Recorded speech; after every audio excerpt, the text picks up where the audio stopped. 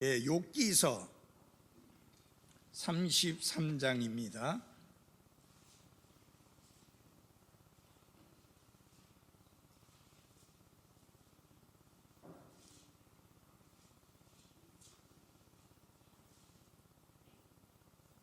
(8절부터) 몇 절을 좀 읽어드리겠습니다. 그대는 분명히 내가 듣는 데서 말하였고 나는 그대의 말소리를 들었나니 이르기를 나는 범법이 없이 깨끗하며 무죄하고 내 안에는 불법도 없거늘 보라, 그분께서 나를 대적할 기회들을 찾으시며 나를 자신의 원수로 여기사 내 발을 착고에 채우시고 내 모든 행로를 주목하신다 하였느니라. 보라, 그대가 옳지 못한 점이 이것이니 내가 그대에게 대답하리라. 하나님은 사람보다 크시거늘 어찌하여 그대가 그분과 다투느냐. 그분께서는 자신의 일들 중에 어떤 것도 해명하지 아니하시느니라. 하나님은 한 번 말씀하시고 참으로 두 번 말씀하시되 사람이 그것을 깨닫지 못하느니라. 여기까지만 읽겠습니다. 우리 앉기 전에 하나님의 은혜로 한번 큰 소리로 하겠습니다. 시작. 내가 아니요 오직 나와 함께 하신 하나님의 은혜로다. 고린도전서 15장 10절 말씀. 아멘. 앉아주시기 바랍니다.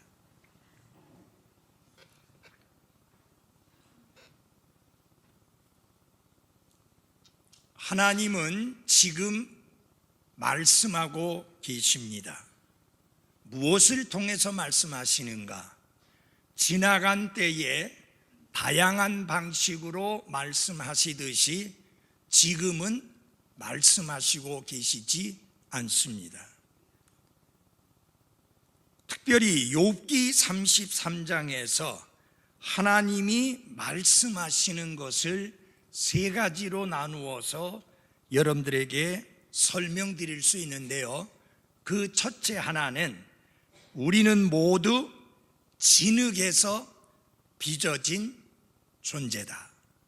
그러므로 내가 누구보다 더 낫고 뛰어난 입장에 있는 사람이 하나도 없고 모든 사람들이 다 동등하고 동일하다라고 하는 것을 가르쳐 주십니다.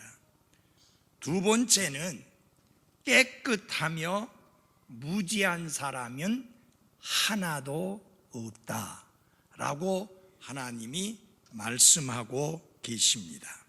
우리 8절을 한번 9절을 같이 봐 주십시오. 그대는 분명히 내가 듣는 데서 말하였고 나는 그대의 말소리를 들었나니 이르기를 나는 범법이 없이 깨끗하며 무죄하고 내 안에는 불법도 없거늘. 여기 보면 엘리후가 욥에게 조언을 합니다. 지금 당신이 힘들어 하고 있는데 내가 충분히 당신이 힘들어 하고 있는 것을 잘 이해한다.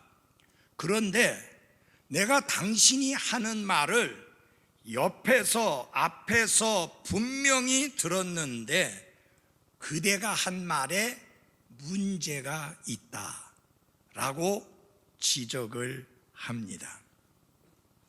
그래서 근데 중요한 것은 무엇이냐 하면은 욥에 대하여 말을 하는데 자신이 분명히 들었다고 이렇게 판단해서 말을 하고 있는데 그 말이 사실은 제대로 듣고 하는 말이 아닙니다. 여러분, 누군가에게 좋은 조언을 하려면, 우리가 경건한 그리스도인의 조언을 하려면 무엇보다도 상대방이 하는 말을 잘 들어야만 유익하고 좋은 조언을 할 수가 있습니다. 여기 엘리후는 욥에게 자기의 조언이 이로울 것이라고 확신을 주고 난 다음에 욥이 스스로에 관해서 했던 말을 인용을 하고 있습니다. 다시 말하면 욥이 이미 말했던 그 말들을 전제로 해서 욥을 판단을 하게 되는데, 엘리후는 앞에서 욥이 그의 세 친구에게 자기 자신과 관련하여 했던 말들이라고 하면서 인용을 합니다. 분명히 내가 듣는 데서 말하였고 나는 그대의 말소리를 들었다. 그러면서 욥의 말이 어떤 부분에서 그리고 어떻게 잘못되었는지 자기가 직접 들었던 말이라고 하면서 욥의 생각을 수정하기 위해서 욥이 했던 말이라고 하면서 구체적으로 욥이 했던 말을 인용을 합니다. 근데 여러분, 우리가 다른 사람의 말을 인용하려면 정확한 말을 인용해야 되는 게 맞습니다. 오늘날 정말 우리나라의 제일 문제점 중에 하나가 뭐냐? 가짜 뉴스들이 너무나 판을 치고 있어서 본인이 했던 말이 아님에도 불구하고 본인이 했던 말하고는 너무나 다른 말들이 떠돌아다니고 있으면서 그게 정말 사실이고 그게 맞는 말인 것처럼 많은 혼란을 가져오고 있는 게 문제입니다. 본래가 여러분 공영 방송만 있었을 때에는 별 문제가 없었습니다. 근데 뭐가 문제냐? 인터넷 방송이 생기면서 책임 없는 무책임한 말들을 쏟아내놓으면서 정말 엉터리 가짜 뉴스들이 어마어마하게 돌고 있습니다. 여기 엘리후가 욥이 한 말이라고 하면서 여러분 다 보십시오. 그 앞에 앉아 있었고 그가 그 앞에서 분명히 들었다고 말을 하는데 내용이 틀린 것을 인용하는 것을 보게 됩니다. 뭐라고 말을 하느냐? 여러분 33장 9절을 보십시오. 한번 같이 읽어보겠습니다. 시작. 나는 범법이 없이 깨끗하며 무죄하고 내 안에는 불법도 없거늘. 한마디로 말해서 엘리후는 뭐라고 말하느냐?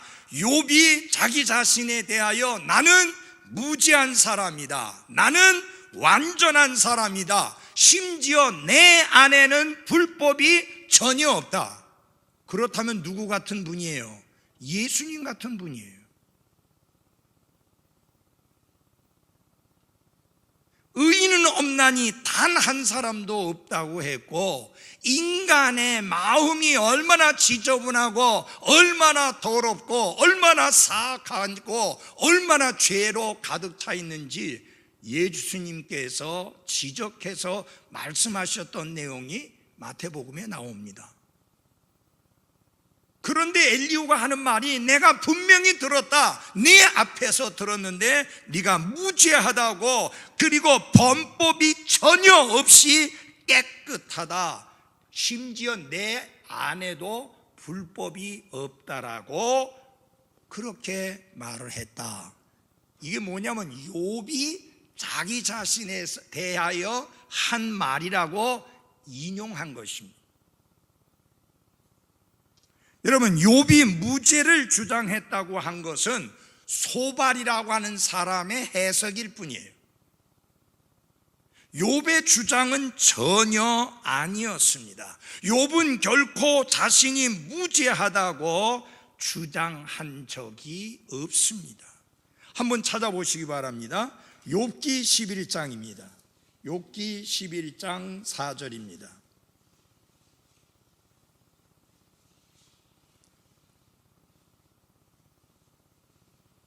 내가 말하기를 내 교리는 순수하고, 이런 말 할 수 있어요, 없어요?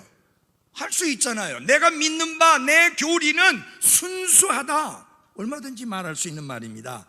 나는 주의 눈에 깨끗하나이다 하였도다. 그런데 이제 여기서 중요한 건 뭐냐면 욥은 자신이 하나님 앞에서 이렇게 징계와 채찍을 맞고 재앙을 당할 만큼 불법을 행하지 않았고 사악하지도 아니하며 나는 곧바르게 행했고 하나님의 명령에서 돌이키지 않았다고 그렇게 말했을 뿐이지 자기가 무죄하다 말한 적이 없습니다. 그는 일관되게 자신의 순전함을 굳게 지켰다고 주장을 했지만 자기가 완전하다고 말한 적은 없습니다.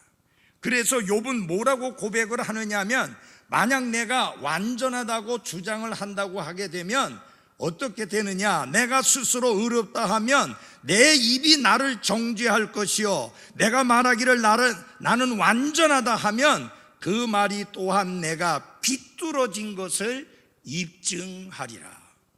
나는 완전하다고도 말한 적도 없고 그리고 무죄하다라고 말한 적이 없다라고 이렇게 이야기를 합니다.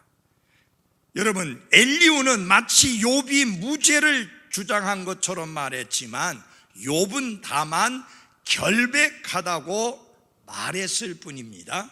그 두 가지는 전혀 다른 말이고 엘리후가 욥의 말을 잘못 인용한 것입니다. 그 다음에 두 번째로 엘리후는 이렇게 말을 했습니다. 욥이 하나님께서 불의하시고 하나님을 마치 원수처럼 대하고 있다는 식으로 인용을 했다라고 말하는데 이것은 조금 더 문제가 있습니다. 10절과 11절을 보십시오.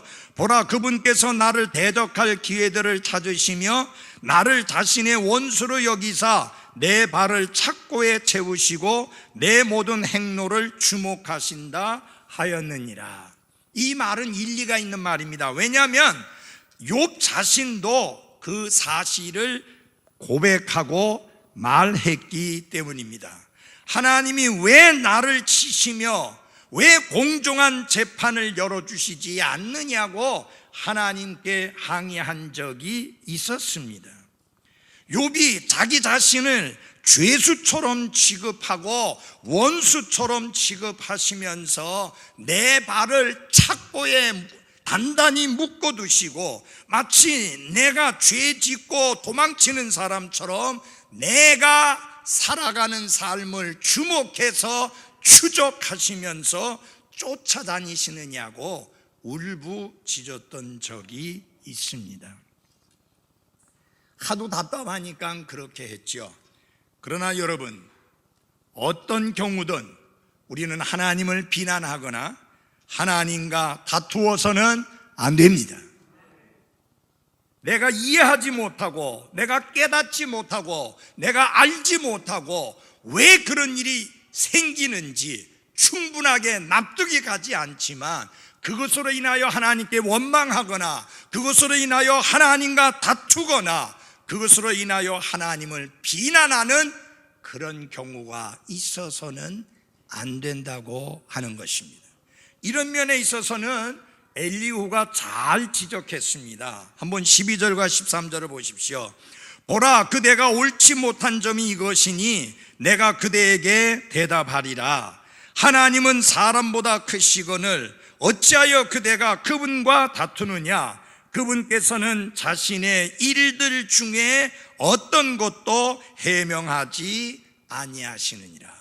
왜 하나님을 비난하느냐? 왜 하나님과 다투느냐? 하나님은 사람보다 크신 하나님이신데 감히 어찌하여 그 하나님과 다투느냐? 그런 면에 있어서 당신은 옳지 않다라고 지적을 했습니다. 여러분, 이것은 맞는 말이에요. 아무리 힘들어도 아무리 어려워도 아무리 고난이 닥쳐도 아무리 고통이 심해도 우리는 절대로 하나님을 비난하거나 절대로 하나님과 다투어서는 안 됩니다. 이런 면에 있어서 엘리후는 잘 지적을 해 주었습니다. 그러니까 여기 엘리후의 지적은 이것입니다. 아무리 좌절감을 느껴도 하나님과 다투거나 하나님을 비난해서는 안 된다. 왜? 하나님은 사람보다 약하고 죽을 수밖에 없는 사람보다 훨씬 크신 하나님이시기 때문입니다. 그 다음에 중요한 게 있습니다. 하나님은 주권적인 권위를 가지고 계시기 때문에 어떤 일을 행하실 때에 충분한 해명을 하시지 않으시기도 할 뿐만 아니라 해명하셔야 될 의무와 책임도 없는 분이 하나님이십니다. 지금 욥의 문제는 무엇입니까? 하나님 해명 좀 해 주십시오. 하나님 설명 좀 해 주십시오. 하나님 충분히 납득이 가게 말씀 좀 해 주십시오. 왜 나를 원수처럼 여깁니까? 왜 나를 죄수처럼 여기십니까? 그렇게 하나님과 다투고 하나님을 비난했는데 엘리후는 그렇게 하지 마라. 그것은 옳지 아니하다. 왜? 하나님은 사람보다 크시기 때문이다. 중요한 것은 하나님은 여러분과 제가 사람이 충분히 이해할 수 있도록 해명하시는 분이 아니시기 때문이다. 우리 그 말씀 한번 같이 보시겠습니다. 13절 같이 읽어보겠습니다. 시작. 어찌하여 그대가 그분과 다투느냐? 그분께서는 자신의 일들 중에 어떤 것도 해명하지 아니하시느니라. 여러분, 하나님이 일일이 하나하나 무슨 일인가 행하실 때마다 나와 여러분에게 해명해 주셔야 됩니까? 하나님이 그렇게 하셔야만 할 책임과 의무를 지고 있습니까? 아니에요. 그래서 여기서 지적하고자 하는 것은 무엇이냐? 욥아, 현재 네가 당하고 있는 고통, 아픔, 재앙, 재난, 왜 그런 일이 있는지 하나님이 일일이 해명하셔야 될 그런 이유는 없다. 그래서 욥이 하나님에 관하여 하신 말씀에 문제가 있다라고 이렇게 반박을 하는 것입니다. 그래서 여러분, 은혜로우신 하나님은 엘리후를 통해서 욥에게 그의 고난에는 타당한 이유가 있다는 것을 깨닫게는 하시지만 왜 그런 고난을 당하는지에 대해서는 해명을 하시지 않습니다. 여러분과 저는 해명을 원할 때가 있습니다. 하나님, 왜 이런 일이 있습니까? 하나님, 왜 이런 일이 일어납니까? 어떻게 해서 이런 일이 일어납니까? 나는 하나님 앞에 경건하게 살았습니다. 나는 하나님 앞에 말씀에 따라 순종하며 살았습니다. 최선을 다해서 기도하며 이렇게 했고 저렇게 했습니다. 그런데 지금 이 결과가 무엇입니까? 왜 내 삶에 이런 일이 있어야 합니까? 그렇게 하나님과 다투고 하나님을 비난하고 싶은 충동을 받을 때가 있는데, 그때 여러분이 내가 기억해야 될 것은 뭐냐? 하나님은 나에게, 약하고 죽을 수밖에 없는 사람인 나에게 일일이 해명하셔야 될 의무와 책임이 있으신 것은 아니다 라고 하는 것을 기억할 필요가 있습니다. 여러분, 고통에 대한 지금까지의 욥의 항변 내용은 이렇습니다. 하나님, 나는 이유 없이 하나님께 매를 맞고 있습니다. 나는 까닭 없이 고통을 당하고 있습니다. 까닭 없이 하나님 앞에 징계를 받고 있습니다. 그러니 하나님, 그 이유를 나에게 해명해 주십시오. 이런 태도와 말은 옳지 않습니다. 그래서 하나님이 엘리후를 통해서 하나님께 대한 욥의 말, 태도가 잘못된 것을 지적해 주시는데, 거기에 핵심 내용은 그겁니다. 아까 13절 뒷부분에 나와 있는 대로 그분께서는 자신의 일들 중에 어떤 것도 해명하지 아니하시느니라. 여러분, 여러분과 저는 설명에 의해서 사는 사람들이 아니라 믿음으로 사는 사람들입니다. 우리는 늘 많은 경우에 하나님께로부터 설명을 원합니다. 다른 말로 여기 나온 대로 의하면 해명을 원합니다. 왜 그런 일이 있는지, 어째서 그런 일이 생겼는지, 무엇이 문제인지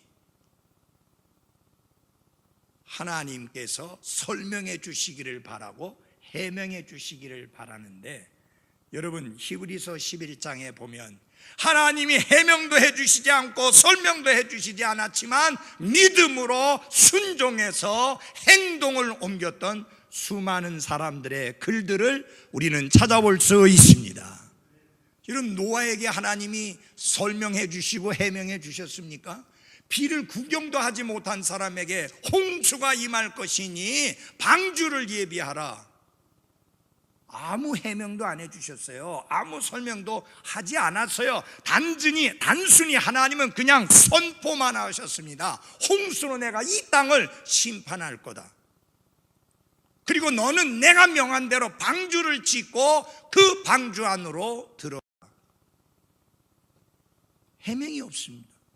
설명이 없어요. 하나님께서 아브라함에게 내 고향, 내 친척, 내 아비 집을 떠나서 내가 내게 지시하는 곳으로 가라. 왜 가야 됩니까? 거기가 어디입니까? 해명도 설명도 없었습니다. 그렇지만 아브라함은 순종하여 나아갔다 라고 말씀합니다. 그러므로 사랑하는 그리스도인 여러분, 살다가 힘든 상황을 겪을 때에 설명에 의지해서 살려고 하지 말고 믿음으로 살아가는 나와 여러분이 되기를 바랍니다. 엘리후가 이 욥의 항변에 대해서 충고를 합니다. 이건 한마디로 이렇게 말씀드릴 수 있는 겁니다. 욥이여, 나도 당신의 고통이 반드시 당신의 잘못 때문만은 아닐 수 있다는 가능성을 인정합니다. 그러나 그 고난과 고통을 허용하시는 하나님의 까닭과 하나님의 이유가 있지 않겠습니까? 하나님께서 당신보다는 위대하시다는 사실을 당신도 인정할 것입니다. 그렇다면 당신의 고난의 이유가 인간적으로 꼭 집어서 이것이라고 말할 수는 없다 해도 거기에는 타당한 하나님의 이유가 개입되어 있다는 사실을 당신은 왜 수용하지 못합니까? 정확하게 알 수는 없지만 분명히 하나님이 이유가 있어서, 까닭이 있어서 나에게 고난을 허락하셨다. 그러므로 나는 이 고난을 받아들이고 하나님이 은혜로우시고 긍휼이 풍성하신 하나님이시니 그 하나님이 뜻이 있어서, 계획이 있어서, 목적이 있어서 이 고난을, 이 고통을 허락하셨다라고 받아들여야 되지 않겠는가? 여러분, 정말 멋진 조언 아닙니까? 우리가 조언할 때 이렇게 해야 합니다. 여러분, 고난당하는 자 앞에서, 고통당하는 사람 앞에서 설교하려고 하지 마십시오. 그 고난의 이유를 해석하려고 하지 마십시오. 함께 슬퍼하고 함께 마음 아파하고 하나님이 그 이유가 무엇인지 가르쳐 주시고 깨닫게 해 주시도록, 그러나 그 고난을 통해서 큰 유익을 얻을 수 있도록 기도해 주시고 격려해 주시기를 바랍니다. 자, 예를 들어서 이럴 수가 있습니다. 어떤 형제나 자매가 구원받았는데 오랜 세월 잘 섬기다가 어떤 이유로든지 간에 교회를 떠나서 교회 생활과 연결이 안 되고 잘 섬기지 않을 수 있습니다. 그러던 중에 그분이 아플 수도 있고, 그러던 중에 그의 삶에 큰 고통이 찾아올 수도 있습니다. 그때에 절대로 하지 말아야 될 말은, 하나님이 당신이 믿음의 생활을 저버리고 살았기 때문에 채찍질하고 징계하신 거다. 그러니 빨리 회개하고 돌이켜라. 그거는요, 본인이 하나님 앞에서 깨닫고 스스로 고백하게 해야지, 여러분이 찾아가서 판단하고 정죄하고 그렇게 비난하면 안 됩니다. 왜냐하면 우리는 모르기 때문입니다. 자, 조금 이제 더 말씀드리겠습니다. 세 번째, 이 33장을 통해서 우리에게 가르쳐 주시는 말씀이 뭐냐? 하나님은 다양한 방식으로 말씀하시는 하나님이시다. 여기 14절을 같이 읽어보겠습니다. 14절 시작. 하나님은 한 번 말씀하시고 참으로 두 번 말씀하시되 사람이 그것을 깨닫지 못하느니라. 여기에서 보여주시는 것은 뭐냐? 하나님은 거듭 반복해서 말씀하시는 하나님이다. 하나님이 한 번 말씀하셨는데 그가 듣지 아니하면, 그가 그 말씀에 순종하지 않으면 다시는 말씀 안 하시는 그런 하나님이 아니라 거듭 반복해서 말씀하시는 좋으신 하나님이십니다. 욥이 불평에 온 것 가운데 하나는 뭐냐면은 하나님의 침묵하시는 하나님이십니다. 여러분이 사실상 욥기를 지금 33장까지 왔지만 욥이 그렇게 고통을 당한 그 이유에 대하여 설명하는 하나님의 설명이 있어요, 없어요? 없어요. 그리고 그 친구들이 와갖고 그렇게 욥을 공격하고, 그렇게 욥을 비난하고, 그렇게 욥을 정죄하고, 그렇게 욥을 저주하면서 악담들을 쏟아놓지만 하나님이 나서서 아니다! 욥이 그런 이유 때문에 고통당하는 거 아니다 라고 하나님이 설명하거나 해명하거나 말씀하신 적이 하나도 없어요. 적어도 33장이 올 때까지. 나중에 엘리후마저도 뻥 나가 떨어지고 나니까 그때에 하나님이 나타나셔서 개입하셔서 말씀합니다. 욥이 고난당한 이유를 설명하시고 그들의 정죄와 판단과 비난이 잘못된 것들을 엄중하게 지적하면서 욥에게 다 용서를 빌어라, 이렇게 결론 짓는 것을 볼 수 있습니다.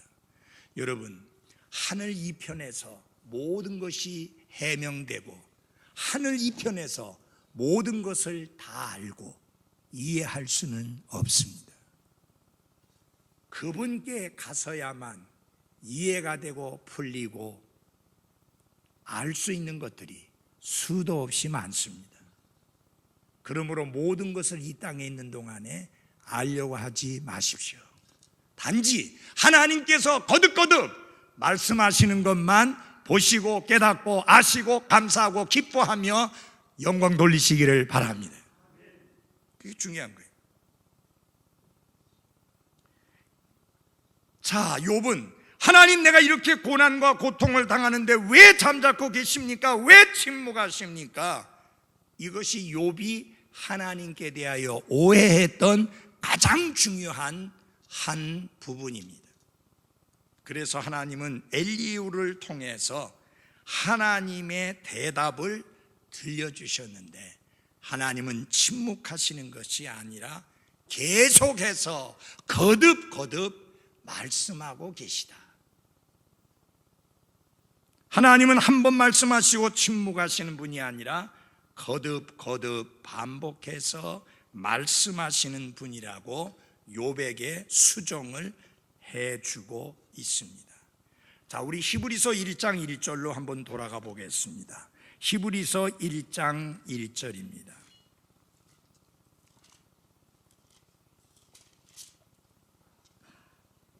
히브리서 1장 1절입니다. 지나간 때에는 여러 시대에 다양한 방식으로 대언자들을 통하여 조상들에게 말씀하신 하나님께서 이 마지막 날들에는 자신의 아들을 통하여 우리에게 말씀하셨으며, 하나님께서는 지나간 때에는 다양한 방식으로 대언자들을 통해서 뭐 하셨어요? 말씀하셨다. 그리고 마지막 날에는 하나님의 아들 예수 그리스도를 통해서 말씀을 하심으로 일관되게 반복해서 거듭거듭 하나님은 말씀을 하셨습니다. 문제는 어디에 있느냐? 깨닫지 못하는 사람, 약하고 죽을 수밖에 없는 이 깨닫지 못하는 사람에게 문제가 있는 것입니다. 그래서 여기 그 14절에 말씀합니다. 하나님은 한 번 말씀하시고 참으로 두 번 말씀하시되 사람이 그것을 깨닫지 못하느니라. 하나님은 거듭거듭 계속해서 반복해서 말씀을 하고 계시는데 약하고 죽을 수밖에 없는 인간은 그것을 뭐하지 못한다? 깨닫지 못한다. 여러분 아시잖아요. 이스라엘 백성의 역사를 보면 하나님이 거듭거듭 계속 반복해서 말씀하셨지만 이스라엘은 깨닫지 못했습니다. 그로 말미암아 끔찍한 화를 많이 당한 것을 알고 있습니다. 그러면서 엘리후가 하나님이 사람에게 말씀하시는 세 가지 방식을 이야기합니다. 그 첫째 하나, 이미 지나간 때에 하나님이 말씀하시던 방식 중에 하나입니다. 한번 다 같이 합시다. 꿈과 환상. 어떤 사람은 이거 제일 좋아해요. 지금도 하나님이 꿈을 통해서 말씀하시고 지금도 하나님이 환상을 보여주시며 환상 가운데 말씀하신다라고 그렇게 생각하고 그렇게 굳게 믿고 있고, 그렇게 가르치지 않고 바르게 가르치는 목사를 우습게 보는 그런 형편없는 사람들이 있어요. 아까 말씀드렸잖아요. 지나간 때에는 하나님이 다양한 방식으로 대언자들을 통해서 말씀하셨다. 여러분 다니엘도 꿈을 통해서 하나님이 말씀하시는 것을 듣고 해석하고 백성들에게 들려주었습니다. 환상을 통해서 하나님이 말씀하시는 것을 듣고 백성들에게 전해주었습니다. 지금은 저나 여러분이나 그 어떤 분에게도 하나님은 꿈이나 환상을 통해서 말씀하시지 않습니다. 근데 지나간 때에는 꿈과 환상을 통해서도 말씀을 하셨다라고 하는 겁니다. 15절에서 18절까지 잘 따라봐 주십시오. 사람들이 깊은 잠에 빠져 꿈을 꾸거나 밤의 환상 가운데 있거나 잠자리에서 선잠을 잘 때에 그분께서 사람들의 귀를 여시고 그들을 위한 교훈을 봉하시나니 이것은 그분께서 사람을 그의 계획에서 물러나게 하려 하심이며 또 사람에게서 교만을 치워 숨기려 하심이라. 그분께서는 그의 혼이 구덩이에 빠지지 아니하게 하시며 그의 생명이 칼로 멸망되지 아니하게 하시느니라.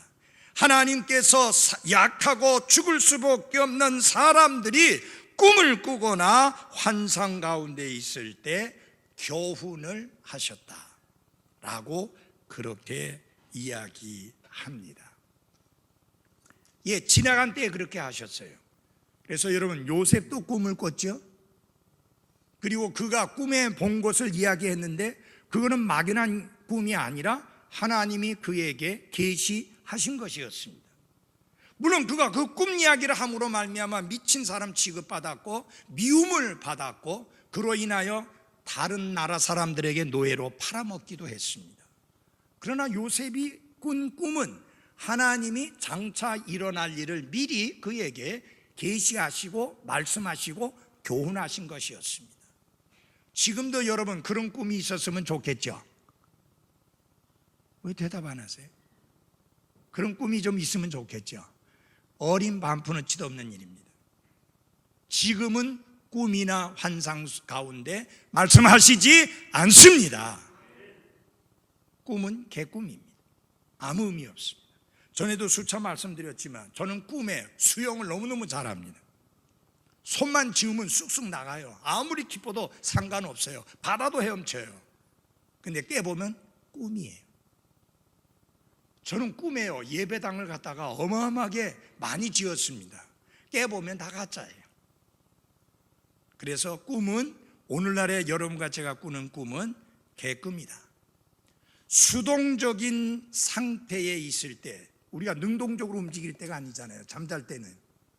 그때 하나님께서 사람들의 귀를 여시고 그들을 위한 교훈을 주셨다고 했는데, 지나간 때에, 중요한 것은 이것은 지금이 아니라 지나간 때에 꿈과 환상 가운데 말씀하셨습니다. 두 번째는 뭐냐?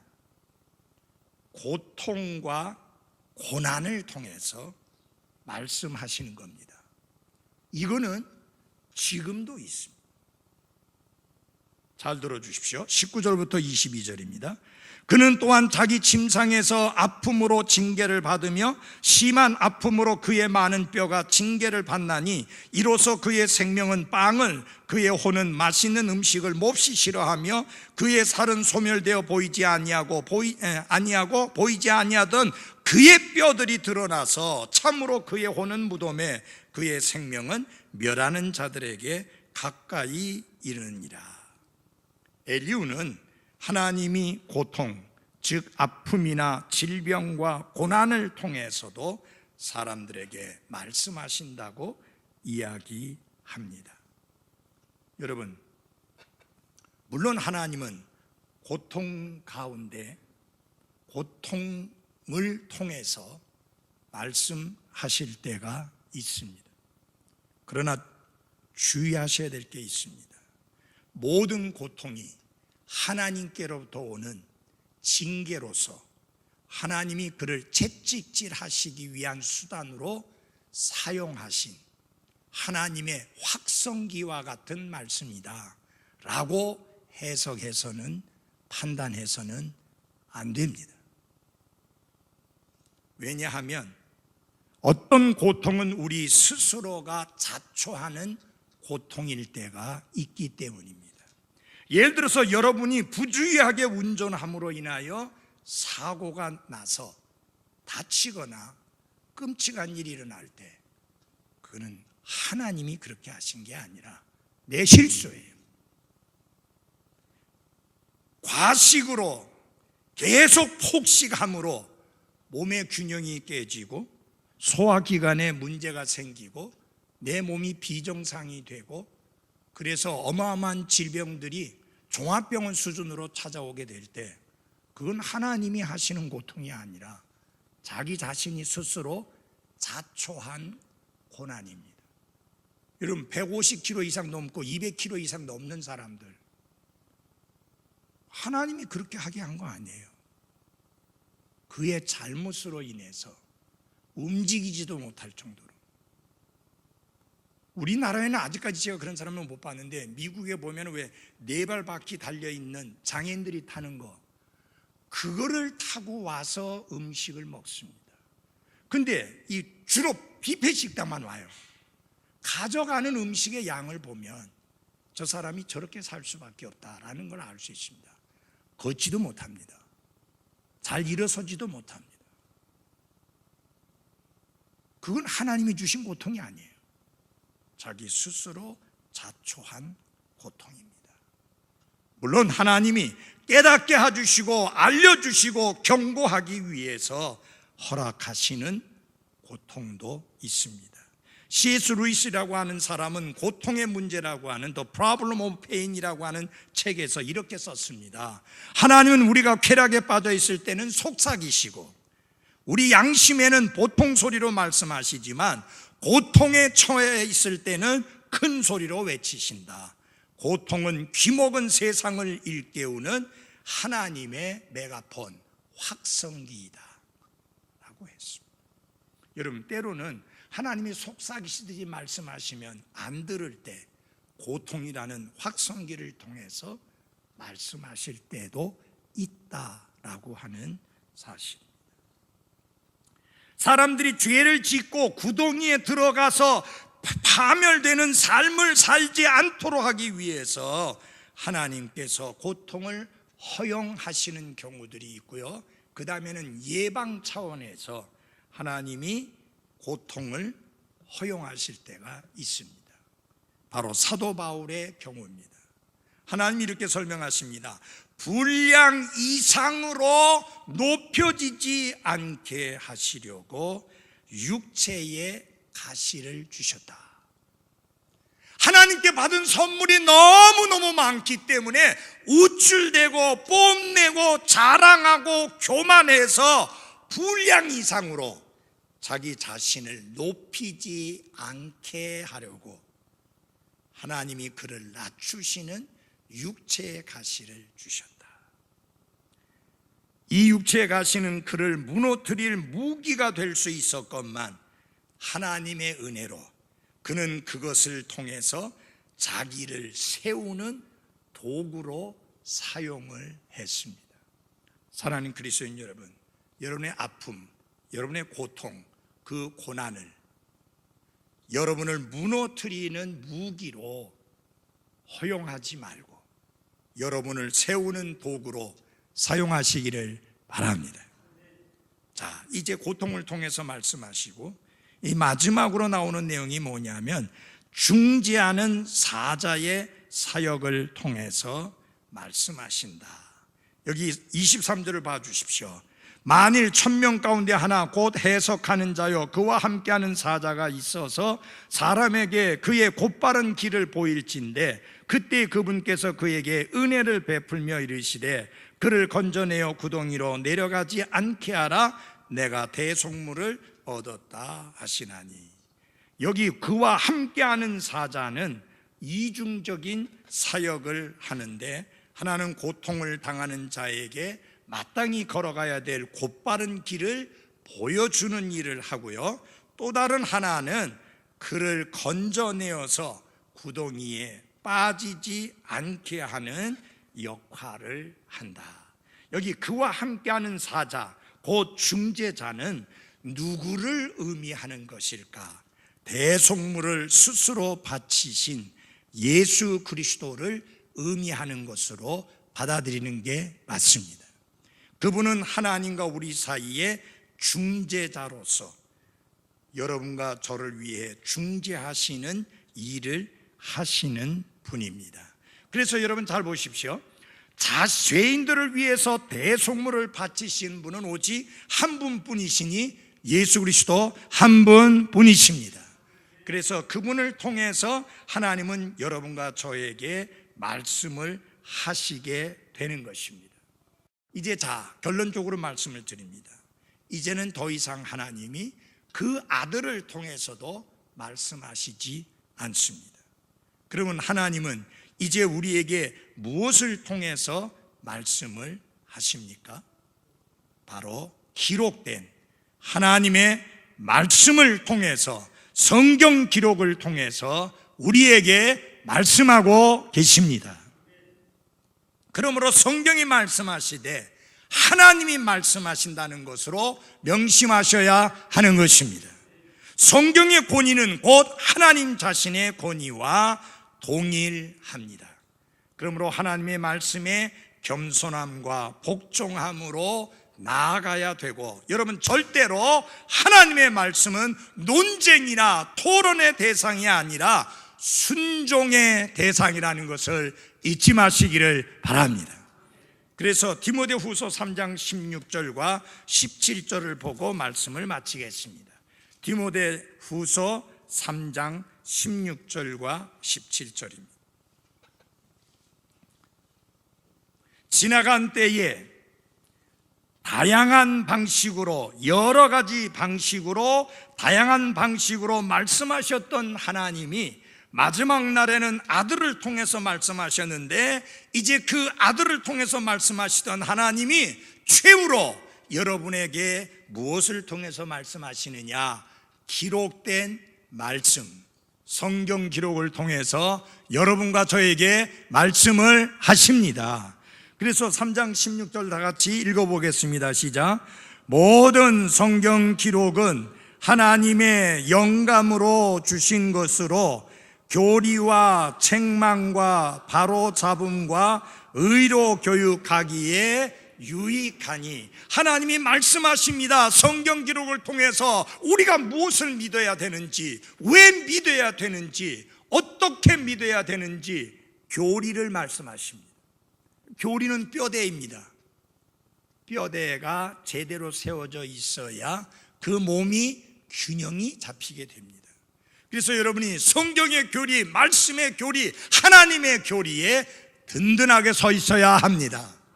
그 다음에 우리가 무엇이 잘못되어졌느냐, 어떻게 잘못되어졌느냐, 왜 잘못되어졌느냐 하는 것을 하나님이 말씀해 주시는데, 무엇을 통해서 말씀하십니까? 성경 기록을 통해서 말씀하십니다.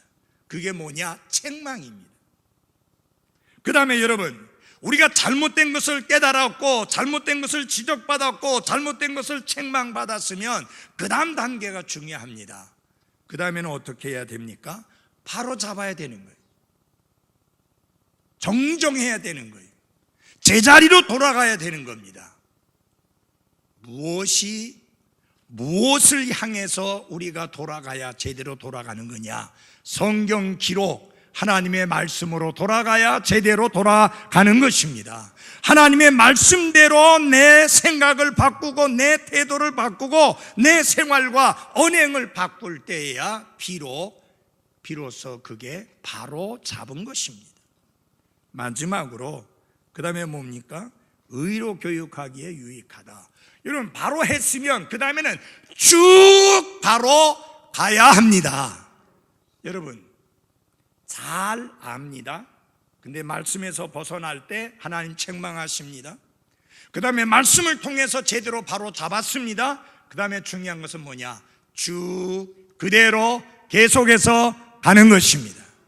정말 하나님의 은혜로 주님 오실 때까지, 주님 앞에 설 때까지 여러분이 성경의 가르침에 따라 쭉 바로 가는 성도들이 다 되시기를 바랍니다. 마지막으로 17절을 같이 읽어보겠습니다. 시작. 이것은 하나님의 사람이 완전하게 되어 모든 선한 일에 철저히 갖추어지게 하려 함이라. 하나님의 사람이 완전하게 된다는 말은 예수님처럼 완벽한 사람이 된다는 말이 아니라 성숙한 사람이 된다라는 뜻입니다. 성숙한 사람이 되는 비결은 말씀이다. 성숙한 사람이 되는 비결은 성경 기록이다. 그리고 하나님 앞에 쓰임 받기에 철저히 갖추어지는 비결이 뭐냐? 말씀입니다.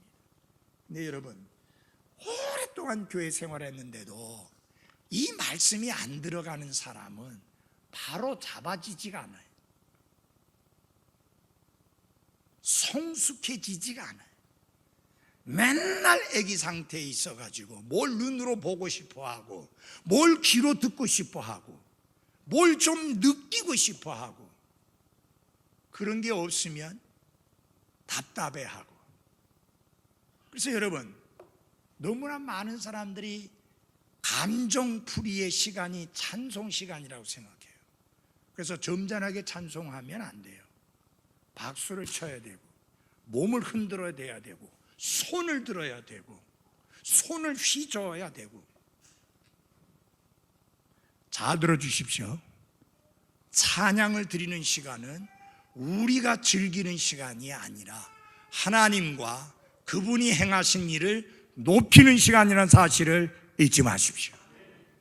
우리는 가려지고 주님만 높여져야 진정한 찬양입니다.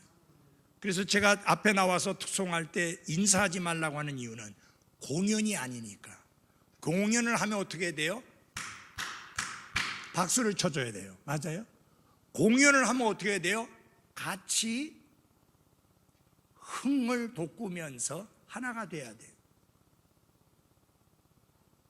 저는 그런데 한 번도 가본 적이 없지만 TV에 비치기 때문에 알아요. 가수들, 특별히 그 성악가가 하는 거 말고 가수들이 하면은 뭘 하나씩 줘가지고 두들기고 흔들어대고 불을 번쩍번쩍거리고, 그리고 같이 몸을 흔들어대고, 공연을 한다면 그렇게 해야 돼요. 그래야지 흥이 나니까요. 찬양 시간은 우리가 흥을 돋구는 시간이 아니라 하나님께서 행하신 하나님 자신과 그분이 행하시는 놀라운 일들을 높이는 시간이라는 것을 잊지 마십시오. 그래서 결국은 뭐냐? 우리를 성숙한 그리스도인이 되고 하나님이 쓰시기에 합당한 사람으로 갖추어지게 하는 것은 딴 게 아니고 하나님의 말씀입니다. 기도하겠습니다.